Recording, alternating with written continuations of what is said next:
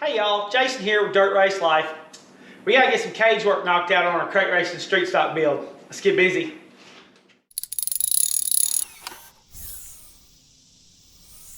In the previous build video, you saw that we laid out with masking tape just to confirm our layout for our space frame in the front. And this is all great, it's gonna work perfect. So in this video, all of this comes off and we put real tubing in place of it. All right, so here's what we're gonna use. We're going to use 1 1/4 0.83 thickness tubing. Everything here is exactly the same on both sides. So I'm gonna cut both of these pieces and mount them both at the same time and get them at the same length to make sure that I get these laid in exactly the same between the two sides. So we're gonna cut 2 pieces to 42 inches. Both of our tubes, cut on both ends, got them the exact same length. Then we'll turn around and individually final shape them. Okay, we got this tube ready to go. We are going to lock her in place. Go ahead and put a long sleeve shirt on. I'm going to go ahead and burn this one in. And all I'm doing here is I am setting this top of this tube where it mounts in just level with the top of this cage. And then that way I'll repeat on the other side. And we just want to get it in a good spot. It has to be perfect, but it's as good as we can get it.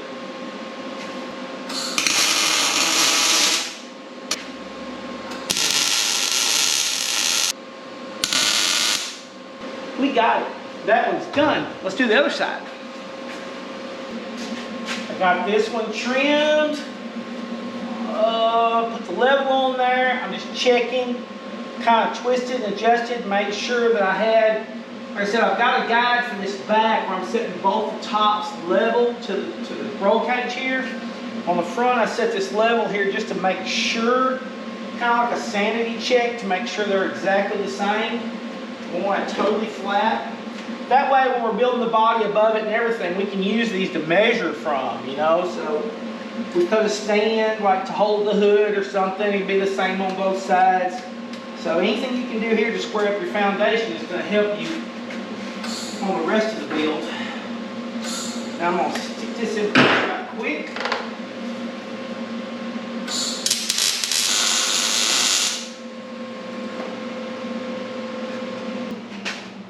Alright. Woo, those look good. I am so tickled with that. That looks great. Now, they're on there, they're right, they're level, angles are the same.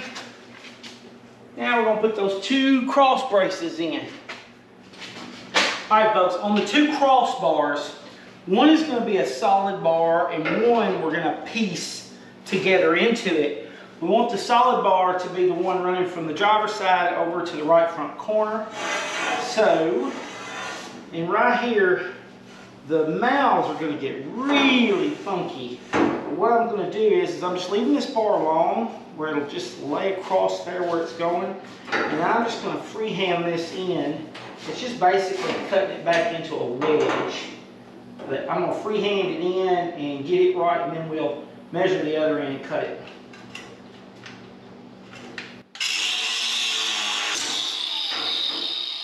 Alright. That looks about right. So you start trying to build your own car. When you build your own car, you'll put a little more labor into this stuff, and it's really worth it. A lot of these joints like this, you never see them on cars because they're too much work.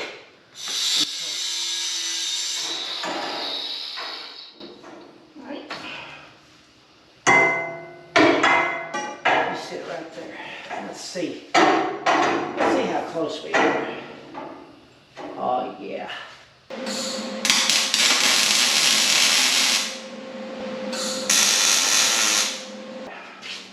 Alright, so another 2 bars. Alright, so other ones, they're going to go across here. And And so what I'm going to do is I'm going to leave it long. I'm going to cut that mouth on that far end over there and get that fitting up, and then I'm going to turn around and cut it off after I have taken a magic marker and marked it where I can keep it in line. It's going right through here like this. But we're going to join it into that center tube across here. So.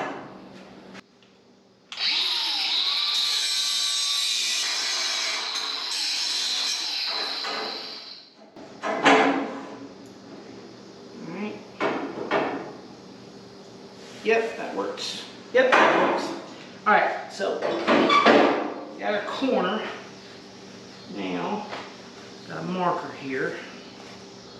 So what I'm gonna do, I'm gonna mark this thing up.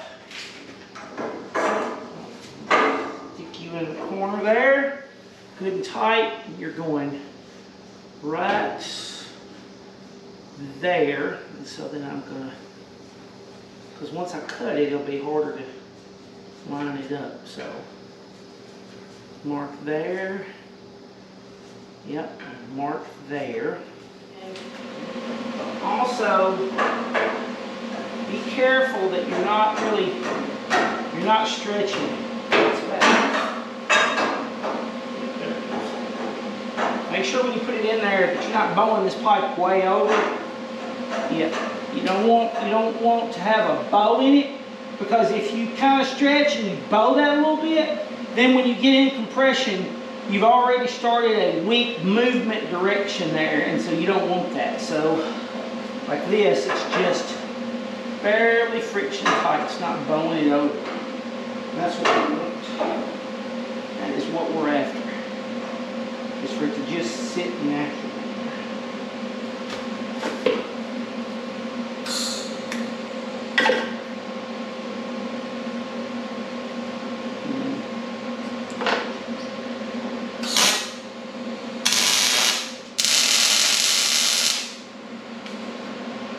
Looks good. All right, we got one more piece for the top here. We got this one right here. So we're going to cut the mouth on that end, get it to fit good, and then we'll turn around and cut that angle there and put this piece in, and it finishes the top out. And then we can put the down legs for the motor plates.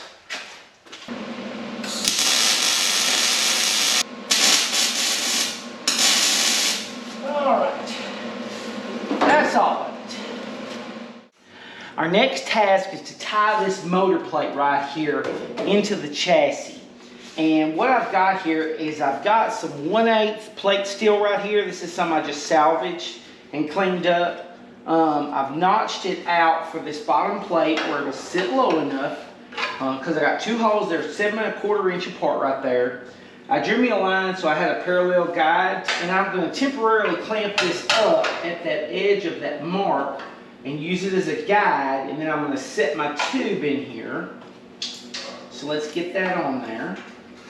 So we put in our piece of 1 inch 065 wall thickness tubing right here. Now this is just EHRW seam tubing, but I turn the seam toward the engine plate. I'm going to weld down the actual seam itself. Doesn't really matter, but it is going to make it a little bit stronger. So we're going to do it that way, although it's plenty.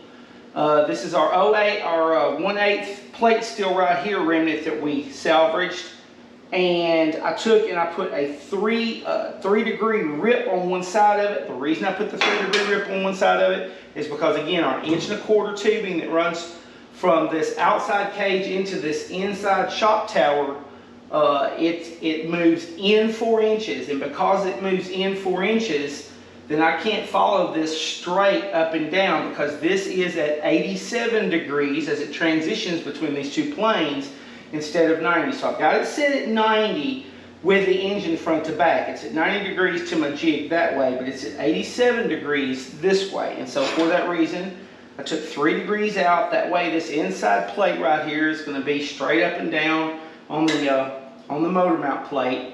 What we're going to do is, I've put it up here, and I've already put some marks in it where that I held it in place, took a magic marker and marked through the engine plate holes. We're going to drill those out, but we're going to oversize drill them. We're going to drill these to 7/16 to use a 3/8 bolt. And so we're going to put it all back together we're going to put a bolt and a nut in it and tighten it down. And when everything looks right, we're happy with it, I'm going to put a spot weld on those 2 nuts. Take it back off, weld the nuts up, put it back on, bolts back in place, then weld the flare weld all the way down the edge of it. So let's do that next.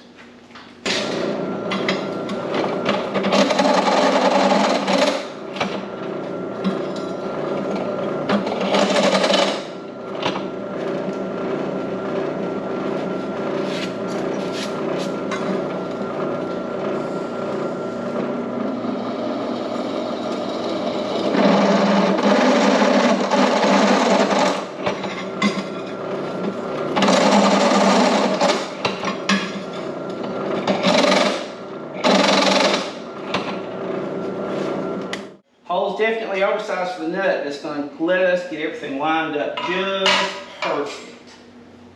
Put the motor plate back in place. And don't forget to take the anodizing finish off of the nut. You don't want that getting caught in the weld. We're just going to spot these nuts on two faces. Just a quick little spot.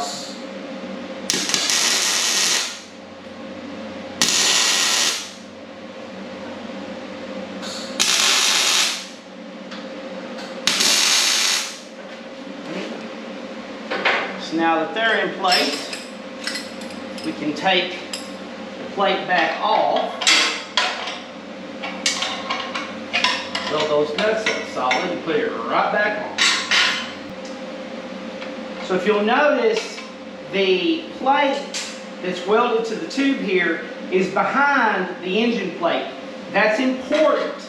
The reason that plate is behind is so that when we pull this engine out, if we want to take engine, transmission off, I just quickly need to pull everything out for some reason.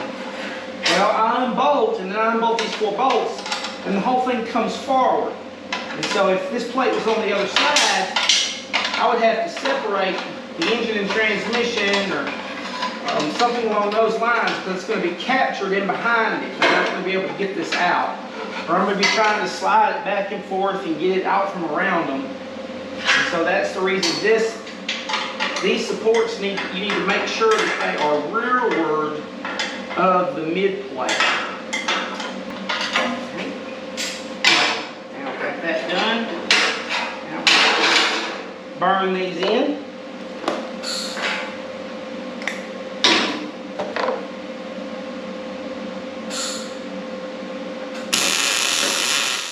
I normally don't put anti-seize anywhere, but I welded these nuts and I don't want them to lock up.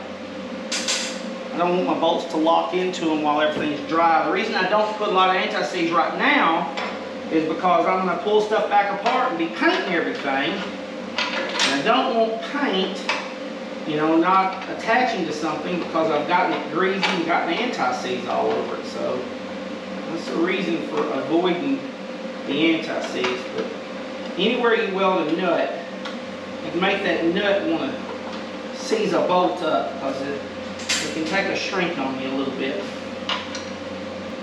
That's okay. If we need to, we'll run a tap through them and chase them. If you find that you do something like this and it gets too tight on you and they get difficult to work with, just get you a tap and chase through them.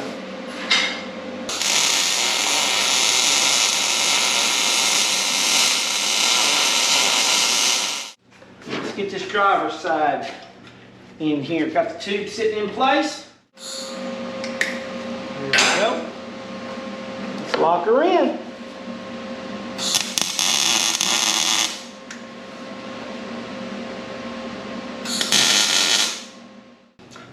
Okay, so that's got our 1-inch 0.65 thick tube in place.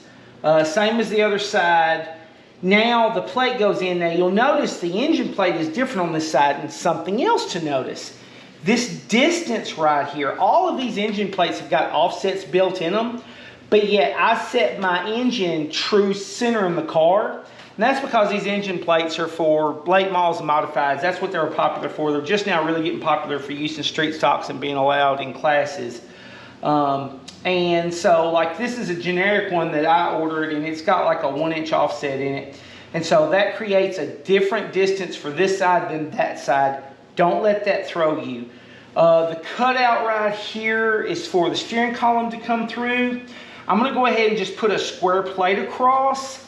We may end up notching that plate for the steering column to come through.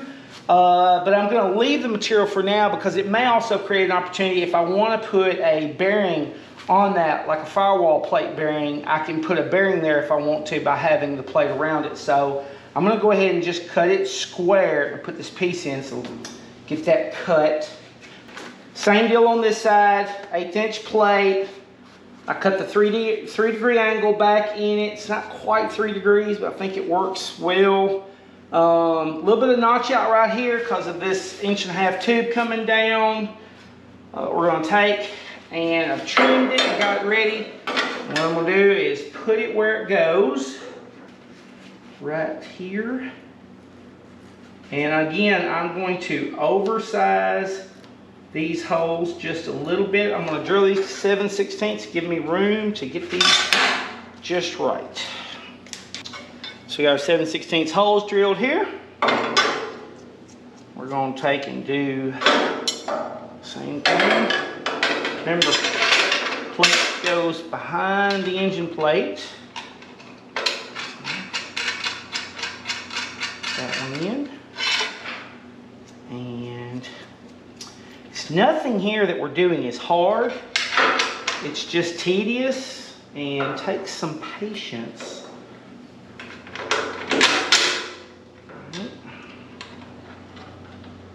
Oh, look at there. That nut goes on the plate side, not the aluminum side. That would not weld to the aluminum very well at all. That would be a disaster. Right. There we go.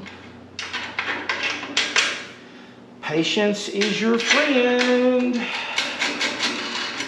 All right, so now make sure that that's all synced up there nice. Give her just a little snug here. Just want to make sure that nut is well planted and everything is good and square. Alright, so those are sunk in there good.